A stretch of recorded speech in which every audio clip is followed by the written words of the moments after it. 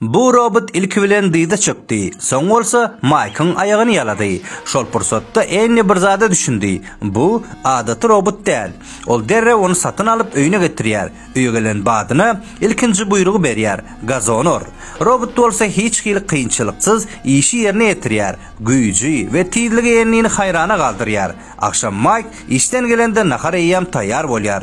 Bir robotyň öýde bolmagy hakykatdan hem amatyldy. Nahar bişirýär, pasilkalar getirýär, hatda avtolog hem bejerip berýär.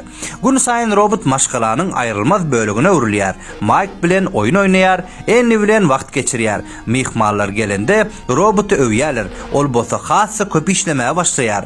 Wagtyň geçmegi bilen onuň emeli intellekti öz başda ösýär. Inne ol has taqiq, has akylly, hatda Mike'ın sakkalyny hem sirmagy başarýar. Soň bolsa olaryň ähli hyzmatlaryny ýerine ýetirýär. Hatda spayal zatlar hem edýär.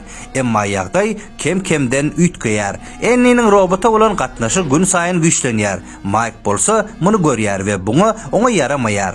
Bir gün ol robota açyk buýruk berýär. Meniň aýalym bilen hiç hili şahsy gatnaşyk bolmaly däl. Robot bolsa bulaşýar. Sebäbi ol iki adamyň buýruklaryny bir wagt ýerine ýetirmeli.